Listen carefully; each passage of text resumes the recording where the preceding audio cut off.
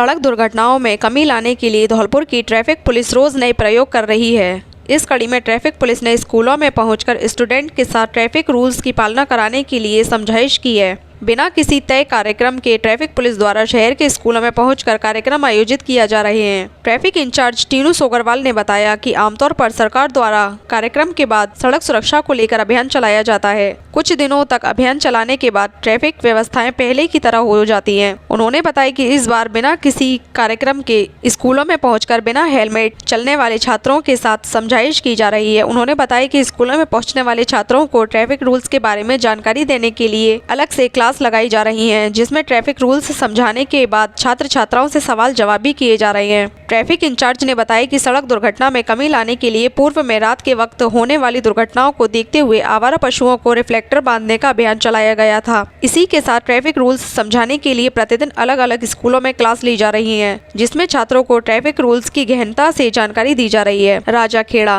RAS अधिकारी वर्षा मीना ने आज शुक्रवार राजाखेड़ा उपखंड के नए उपखंड अधिकारी के रूप में पदभार ग्रहण करने के बाद उन्होंने कहा कि आमजन की समस्याओं का त्वरित निस्तारण करना उनकी पहली प्राथमिकता रहेगी। SDM वर्षा मीना 2019 बैच की RAS अधिकारी हैं। इससे पहले वह दौसा और कुम्हेर भरतपुर में पद स्थापित रह चुकी हैं। निवर्तमान SDM मनीषा कुमारी मीना को लगाया महुआ गत माह RAS अधिकारियों की जारी की गई तबादला सूची में 183 RAS अधिकारियों का स्थानांतरण किया गया था, जिसमें राजाखेड़ा की निवर्तमान SDM मनीषा कुमारी मीना को महुआ दौसा के लिए स्थानांतरित किया गया था। वहीं उनके स्थान पर बाड़ी धौलपुर से RAS अधिकारी वर्षा मीना को राजाखेड़ा SDM की कमान सौंपी थी। धौलपुर के पुराने अस्पताल में शुक्रवार से 12 घंटे की OPD शुरू कर दी गई है। पुराने अस्पताल परिसर में फिर से OPD शुरू करने के लिए कई दिनों तक आंदोलन चला। मामले में शहर के लोगों ने अस्पताल संघर्ष समिति का गठन भी किया। नया अस्पताल शुरू होने के बाद शहर के लोगों को 7 किलोमीटर दूर इलाज के लिए जाना पड़ रहा था। जिला कलेक्टर श्री निधि बीटी के निर्देश पर शुक्रवार को पुराने अस्पताल परिसर के कार्डियक ICU में 2 पारियों में OPD शुरू की गई है। पहली पारी सुबह 9 बजे से दोपहर 3 बजे तक और दूसरी पारी दोपहर 3 बजे से रात के 9 बजे तक चलेगी। जिला अस्पताल के अलावा पुराने अस्पताल परिसर में मौसमी बीमारियों के मरीज डॉक्टर से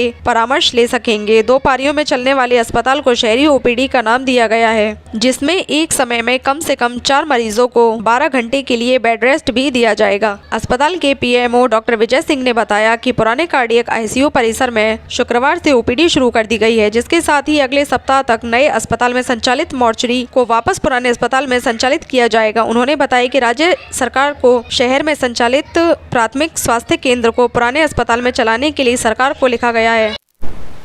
सभी को नमस्कार, मैं डॉक्टर विजय सिंह, PMO जिला चिकित्सालय धौलपुर।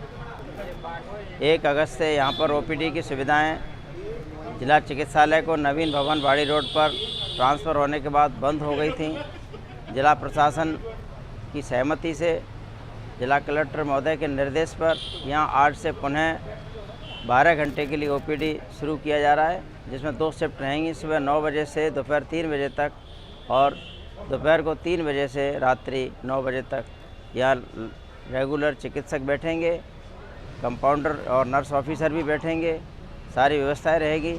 जनरल पेशेंट छोटी मोटी बीमारी के लिए यहाँ आएंगे तो दिखा सकेंगे। RGHS के लिए और पेंशनर्स को भी यहाँ सुविधा मिल सकेगी, वो अपनी दवाई लिखवा सकेंगे संबंध चिकित्सक से। इसके अतिरिक्त अगर कोई पेशेंट यहाँ थोड़ा सा गंभीर अवस्था में रहता है तो उसको प्राइमरी एड दे करके स्टेबलाइजेशन के लिए 4 बेड रखे जाएंगे। घंटे 2 घंटे ट्रीटमेंट देने के बाद उनकी स्थिति में सुधार आता है और घर के लिए दवाई लिखी जा सकती है, तब उन्हें घर के लिए दवाई लिख करके घर भेजा जा सकेगा। गंभीर स्थिति होने पर उनको यहाँ से मेडिकल कॉलेज जिला चिकित्सालय हॉस्पिटल बाड़ी रोड पर शिफ्ट किया जा सकेगा, ये सुविधा रहेगी।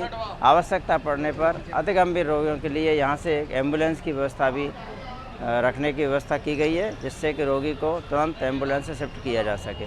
इसके अतिरिक्त वहाँ मोर्चरी है, अगले सप्ताह हम मोर्चरी को भी यहाँ शिफ्ट करने का मन बना चुके हैं, क्योंकि सुप्रीम कोर्ट के अनुसार केवल प्राकृतिक रोशनी के अंदर ही पोस्टमार्टम्स होने चाहिए और वो बेसमेंट के अंदर है और दिन में भी वहाँ पर अप्राकृतिक लाइट की आवश्यकता पड़ती है। इस सब को ध्यान में रखते हुए जब तक वहाँ एक नई मोर्चरी ओपन में नहीं बनेगी, तब तक उस मोर्चरी को भी हम अगले सप्ताह इसी चिकित्सालय में पुराना कोतवाली के सामने जहाँ मोर्चरी थी वहाँ पर ही MLC का और पोस्टमार्टम्स का कार्य भी शुरू हो सकेगा।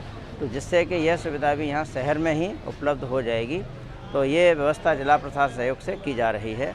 आज इसका विधिवत शुभारंभ है और थोड़ी देर में ये सुविधा अब शुरू होने वाली है। आप लोगों की ओपीडी रहेगी और इन्होंने बहुत ही अच्छा अरेंजमेंट्स कर रखा है आगे तक के लिए भी, और इनके आने से आपको चेंज भी दिख रहा होगा में, जो कि खुद मैं भी देख पा रही हूँ।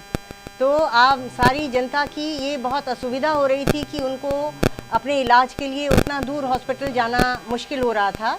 तो उसके लिए हमने माननीय मुख्यमंत्री जी को बोला था, उनको लिखित में दिया था कि ये जो असुविधाएं हो रही हैं लोगों को, इसका समाधान किया जाए। तो उसके लिए उन्होंने तुरंत ही इस चीज़ का समाधान दिया, इसकी परमिशन दी, और हम सब के अथक प्रयासों से आज ये काम शुरू हुआ है। ये बहुत ही खुशी का दिन है आज, और सभी लोगों के लिए एक बार पुनः मैं सबको धन्यवाद देती हूँ, और आप सभी लोगों को मैं नवरात्रि की शुभकामनाएं भी देती हूँ। धन्यवाद।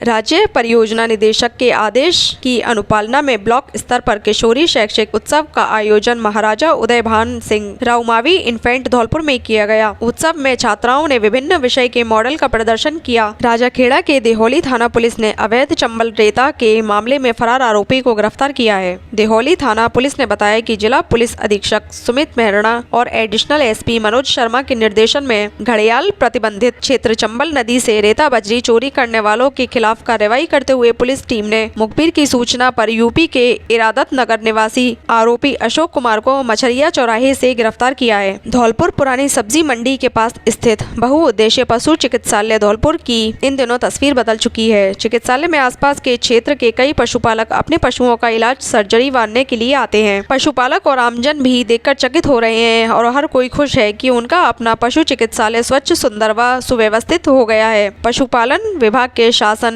सचिव डॉक्टर सुमित शर्मा की अभिप्रेरणा से चिकित्सकों में मनोबल बढ़ा है और चिकित्सकों में नई ऊर्जा का संचार हुआ है। धौलपुर पशु चिकित्सालय को नया रूप देने में अहम भूमिका यहाँ के उप निदेशक डॉक्टर रामावतार सिंघल व उनकी टीम की रही है, जिन्होंने जीव जंतुओं के प्रति संवेदना दिखाते हुए उनके उपचार के साथ साथ पशुपालकों को स्वच्छ पेयजल एवं छायादार बैठने की व्यवस्था विकसित की। राज्य सरकार के आदेश के बाद पीडब्ल्यूडी के एक्सीएन को निलंबित कर दिया गया है। एक्सीएन पर सड़कों के निर्माण के दौरान भ्रष्टाचार के आरोप लगे थे, जिसको लेकर विजिलेंस की टीम ने धौलपुर पहुंचकर सड़कों की जांच भी की थी। इसके बाद एक्सीएन को नोटिस भी जारी किए गए थे। राज्य सरकार के कार्मिक विभाग के संयुक्त शासन सचिव कैलाश नारायण मीणा ने आदेश जारी किए हैं। ऑर्डर में बताया है कि पीडब्ल्यूडी के एक्सीएन नवीन आनंद के खिलाफ जांच विचाराधीन है, जिसको लेकर राजस्थान सिविल सेवा नियम 1958 के तहत प्रदत्त शक्तियों का प्रयोग करते हुए एक्सीएन नवीन आनंद को तत्काल प्रभाव से निलंबित किया गया है। आज अस्पताल संघर्ष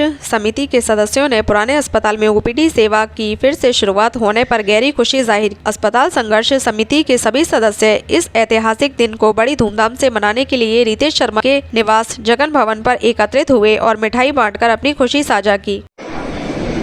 आज पूरे धौलपुर शहर के लिए और आसपास के जो गांव हैं, जो पुराने अस्पताल से जुड़ा हुआ जो क्षेत्र था, उनके लिए बड़ा हर्ष का विषय है। हमारी पूरी संघर्ष समिति, अस्पताल संघर्ष समिति, जो पिछले 7-8 महीने से प्रयासरत थी कि ये पुराना अस्पताल यथावत चालू हो, उस कड़ी में आज पुराने अस्पताल में ओपीडी सुबह 9 से रात में करने के लिए शुरू करी गई है। मैं इसके लिए प्रशासन एवं सरकार को बहुत बहुत धन्यवाद देना चाहता हूँ, इस उम्मीद के साथ कि ये पहला कदम है। आने वाले दिनों में जो पुराना अस्पताल चल रहा था यथावत, उसी प्रकार से यहाँ अस्पताल भी चलाया जाए और कम से कम ज़्यादा नहीं तो 100 बेड की फैसिलिटी क्रिएट हो। और हम सबको बहुत बहुत बधाई कि इससे लोगों को बहुत सुविधा मिलेगी। जितने भी लोग इस मुहिम से जुड़े हुए थे, जिन्होंने इसमें अपना योगदान दिया, समय दिया, मैं आप सबको बहुत बहुत बधाई देना चाहता हूँ। धन्यवाद। जिला पुलिस अधीक्षक सुमित मेहरणा ने बताया है कि जिले में बाइक चोरों को गिरफ्तार करने पर उनसे पूछताछ में ये तथ्य सामने आ रहा है कि उक्त बाइक चोर बाइक को चोरी करने के बाद उसके नंबर हटाकर 5,000 से 10,000 रुपए में किसी व्यक्ति विशेषकर युवाओं को बेच देते हैं। इस प्रकार के व्यक्ति विशेषकर युवा उक्त बाइक चोरों के प्रलोभन में आकर ऐसी चोरी की बाइकों को चलाने लगते हैं, जिससे बाद में चेकिंग आदि के दौरान पुलिस की गिरफ्त में आ जाते हैं। इसलिए पुलिस अधीक्षक सुमित मेहरणा ने जिला वासियों के लिए एडवाइजरी जारी करते हुए कहा है कि इस प्रकार के बाइक चोरों के प्रलोभन में आकर चोरी की बिना नंबरी बाइक नहीं खरीदे, अन्यथा पुलिस को आपके खिलाफ भी विधिनुसार चोरी के बाइक खरीदने के आरोप में कानूनी कार्रवाई करनी पड़ेगी। और अगर कोई व्यक्ति आपको चोरी की बिना नंबरी बाइक का प्रलोभन देकर खरीदने की पेशकश करे तो आप स्थानीय पुलिस को अवगत करा सकते हैं।